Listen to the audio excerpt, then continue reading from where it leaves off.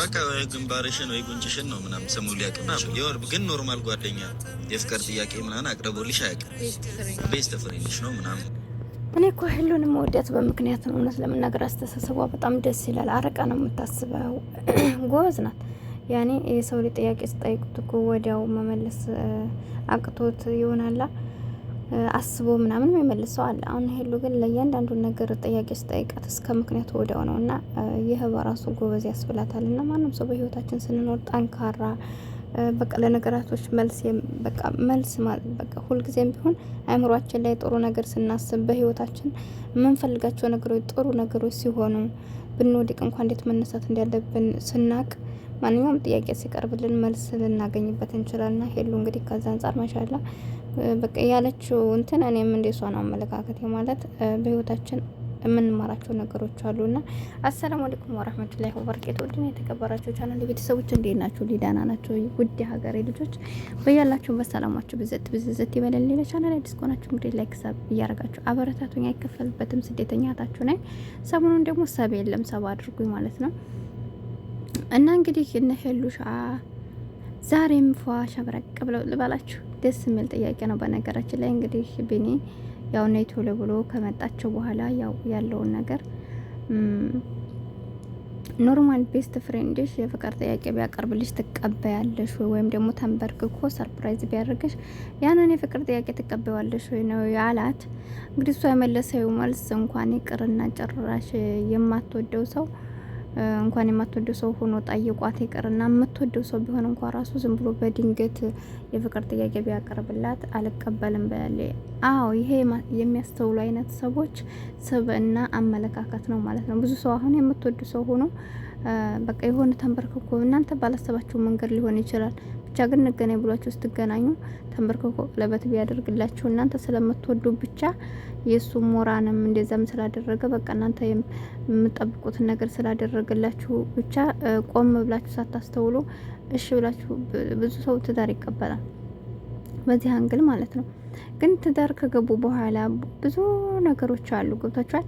ትዳር እንዳለችው አሁን ሄሉ ያ ማለት ያን የምትወደው ሰው ከሆነ ምንም አይደሉ። ሳም የምጠብቀው ጥያቄ ስለነበር ያን ያክል አይደለም። ነገር ግን የሰው ልጅ ሲባል እንዳልኳችሁ በእህትና በወንድም የቆያችሁ ሰው ፍቅር ውስጥ በፍቅር ላይ አላያችሁትም። ገባችሁ አይደለ?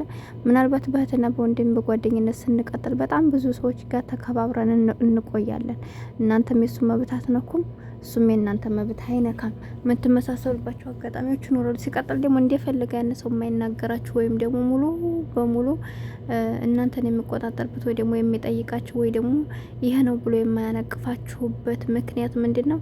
ያ ሰው በእህትና በወንድም ነው የተዋወቃችሁ። ስለዚህ ብናገር እሳ ቢቀየሙኝ እሳ ቢናገር እሳ እኔ መብት የለኝም የሚል አንግል ስላለው ያን ያክል ብዙ አትደፋፈሩም። በቃ እሱም ሞራናችሁን ጠብቆላችሁ እናንተ ሞራናችሁን ጠብቃችሁ ብቻ ትክክል የሆነውን ብቻ ትክክል እያላችሁ ትክክል ያልሆነውን ደግሞ ብናገር እሳ ቢቀየም እሳ እያላችሁ አንዳንዴም በትንሿም ነገር እያረጋችሁ ትቆያላችሁ እነዛ ሰዎች ጋር። ስለዚህ እንደዛ እያላችሁ የቆያችኋቸው እህትና ወንድም በእህትና በወንድም የቆያችኋቸው ጸባዮች እነዛን መገለጫ ሊሆኑ አይችሉም። እንደልኳቸው መናገር እየፈለግን ራሱ እንዳንናገር የኛ እኮ አይደሉም ምን አገባህ ቢሉ እነሳ ብለን የምናስባቸው ሰዎች ጋር ስለወደድናቸው ብቻ የፍቅር ጥያቄ ቢቀርብልና ብንቀበል በኋላ ነገሮች ችግር ውስጥ እንገባለን ማለት ነው። እንግዲህ ተቀበላችሁ ማለት ካላስ ቃል ገባችሁ ከዛ በኋላ እንግዲህ እሱ የሚለውን ነገር መቀበል ነው። ገብቷችኋል አይደል? ስለዚህ ከዚህ አንግል የሰው ልጅ የሱ ፍላጎት ብቻ ሳይሆን እናንተም ፍላጎት ቢኖራችሁም ግን ለትዳር መስፈርት ሁላችንም አለን።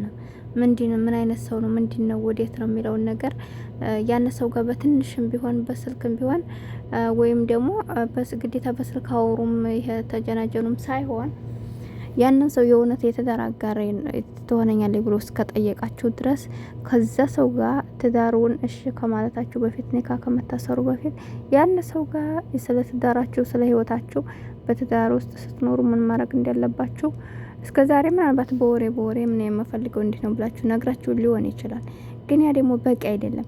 ነገጧ በተጣላችሁ ቁጥር ለምን ብላችሁ የምትጠይቁት ዛሬ ላይ ኢንቲፋቅ ወይም ደግሞ ቃል የገባችሁለትን ነገር ነው። ግን አሁን እናንተ በኖርማል ባህትና ወንድም ስታወሩ ስለምትፈልጉትም ስለማፈልጉትም ነገር ትነግሩታላችሁ። የሚይዘውን ይዞ የማይዘውንም ያልያዘው ሊኖር ይችላል። ግን ደግሞ ወደ ፍቅር ዓለም ሲገባ እሺ ብላችሁ ከመቀበላችሁ በፊት ማስተዋል፣ መመካከር እናንተም ፈቃደኛ መሆን አለባችሁ ከእናንተ አንደበትና የሄሉን ሀሳብ ወላሂ ሳላደንቀው አላልፍም ማለት ነው። በጣም የተደነቀ ሀሳብ ነውና ብዙዎቻችን እንዳልኳቸው ሰዎች እኮ ጥሩ ሰው ሊሆናሉ። ገብቷቸዋል። እነዚህ ሰዎች እኮ ጥሩ ናቸው። ጥሩ ባይሆኑ አብረናቸው አንቆይም። በስራ አጋጣሚ ቢሆን በግንኙነትም እንደዚህ ኖርማሊ ማለት ነው። ግን ደግሞ እነዚያ ጥሩ ሆኑ ማለት ትዳርና ጓደኝነት በጣም ልዩነት አለው። ገብቷቸዋል። ብዙ ሰዎች አሁን በእህትና በወንድም ስንሆን በጣም መልካም ሰዎች ናቸው። ነገር ግን ወደ ትዳር እንትን ወሬ እንኳ ቀይስ አድርገን ማውራት ስንጀምር በቃ ነገራችሁ ሁሉ የተቀያየረ ነው። ስነግራችሁ መታመል የለ እያንዳንዱን ነገር እነሱ ብቻ አዋቂ እናንተ እንደማታውቁ በህይወታችሁ ለምታደርጉን ነገር የእናንተ እጅ የለበትም። በቃ እነሱ ባሏችሁ መንገድ ሁሌ መከተል አለባችሁ። ወይም ደግሞ ዋሽተው ማለት ነው እነሱ ለሚፈልጉት አላማ ሲሉ ምንም አይነት ነገር በቃ መናገር እንደማይችል አይነት ሰው እየመሰሉ አሁን እያሉ ያስገባችኋል። ልክ እኔ ካሰረዛ አላችሁ በኋላ ያን የተረሳ እንትን ያለፈ ነገር ራሱ ያመጡና በቃ እንዲህ ብናረግ ይላችኋል። ያኮ መጀመሪያ መግባታችሁ በፊት አላወራችሁም፣ አልጠየቃችሁም እናንተ። ነገር ግን ይሄኛውን የሆነ ሀሳብ ያመጣና ካላስ በዚህን ይህን ማድረግ አለብን ይላችኋል። እናንተ ደግሞ አንድ ነገር ሊያስማማችሁ ይችላል። ካላስማማችሁ ምንድነው መልሳችሁ? ያኔ አይ ይሄ ነገር ብላችሁ ታናቅፏችኋላችሁ። ታናቅፏችሁ ደግሞ እነሱ የሚጠብቁ ከእናንተ እሽታን እንጂ ላሚለውን ቃል መስማት ላይሆን ይችላልና ከዛ አንፃር ማንግባባቸው ወይም ደግሞ ሳናስብልና የምናስከፋቸው አይነት ሰዎች እኛም ደግሞ እንደዚህ አይነት መሆናቸውን ብናቅ ኖሮ መግባት የለብንም የምንላቸው አይነት ሰዎች ሊሆኑ ስለሚችሉ እና የሄሉን ሀሳብ ሁላችሁም ተግባራዊ ብታረጉ የተመረጠ ነው። ሁላችንም እንዳልኳችሁ ስንቶቹ ናቸው አሁን ስንቶቹ በበረሃ ሊሆን ይችላል፣ በዚህ ሀገር በዱባይ በሳኡዲ በተለያዩ ሀገራቶች ስሜትን ተከትለው ብዙ ችግር ውስጥ እየገቡ በኋላ ግን ዙሮ የማያዩዋቸው በጣም ብዙ እህቶች አሉና እውነት ነው የምላችሁ ሊሰሩ መጥተው ከኢትዮጵያ የወጡት ሰርተው ለመቀየር ነው። ነገር ግን መንገድ ላይ ደላላ እያፈቀሩ ስንት ችግር ውስጥ የሚደርሱ እህቶች አሉ። በዚህ ላይ ደግሞ አንዳንድ ጊዜ እንኳን ሳትጠናቀቁ ተጠንቅቃችሁም ችግር ነው እና እርግዝና ይመጣል። ምን ይላል? በሽተኛ ትሆናላችሁ። ያንን ልጅ ሰርታ ሳውዲ ገብታ ስራ ሰርታ ቤተሰቦቿንም ራሷንም ለመቀየር ነው ሀገር የወጣችው። እዚህ ጋር ግን የሚጠብቃት ሌላ ሙሲባ ነው። ልጅ ወለዴ ማለት እንኳን ለቤተሰብ ሰርታ ልትሰጥና ለራሷ እጅ ወዲያ ፍራሱ ታውቃላችሁ። መንገድ ላይ ከባድ ነው እና ከዛ አንጻር ያው የብዙ ሰው ህይወት ሲበላሽ ታያላችሁና ማንኛችንም ብንሆን ከስሜት ልቅ ነው አመለካከታችንን ማስቀደም አለብን። ስሜትን አይደለም። በቃ መጀመሪያ ፍላጎታችሁን ተረዱት። ምንድን ነው የሚለው ነገር ይሄ ዝም ብሎ የውሸቱን ስሜት ለአምስት ደቂቃ ለአስር ደቂቃው ሳይሆን ትክክለኛ ስሜታችሁን እናንተ አዳምጡ። ምንድን ነው የሚላችሁ ልባችሁ እሱን ነገር ነው እና ስለዚህ እኔ ሄሉን ሀሳብ በጣም ነው የምደግፈው። በጣም አስተዋይ ናት። ቢኒም እንዳለው እንግዲህ ሰምታችሁታል። በጣም ጀግና ናት።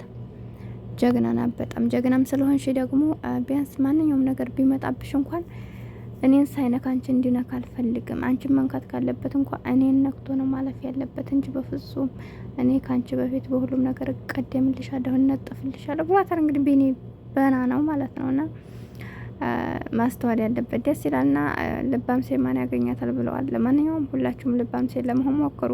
ልባም ሴት የሆናችሁ ልክ ልብ ግዙ ትላላችሁ እና ይሄ እኔ መስታ የነሄሉ ውሏቸው እንግዲህ ዛሬ ያው ቢኒ በሰማው ነገር ደንግጧል፣ ተገርሟል። ያልጠበቀው ነገር ነው። አያችሁ ምናልባት እኛ ስንለጣጠፍ በጣም የወደቀ አመለካከት ያለን ወይም ደግሞ እናንተ ለነሱ ቦታ እንዳላችሁ ሲያውቁ የሆነ ለሁሉም ነገር ሳፍ የምንል አድርገው የሚስሉና አይነት ሰዎች ይኖሩና ልክ ግን የሚጠብቁት መልስ ሌላ ሲሆን በጣም ይገርማቸዋል። ለራሳቸው ጥያቄ ማለት ነውና ይህን መሳ ሁሌም ጠንካራ ሆኑ። ጠንካራን ሰው ወደዋል ትላላችሁ። ለማንኛውም ቻናሌ ላይክ ሰብ እያደረጋችሁ አበረታቱኝ። አይከፈልበትም። ውድ ሀገሬ ልጆች ለሁሉም ቅድመ ጥንቃቄ አድርጉ። ወንድ ልጅ እንደሆነ ምነግራችሁ ነገር ወንድ ልጅ የዛሬ ስሜቱን እንጂ የነገውን አያስታውስም።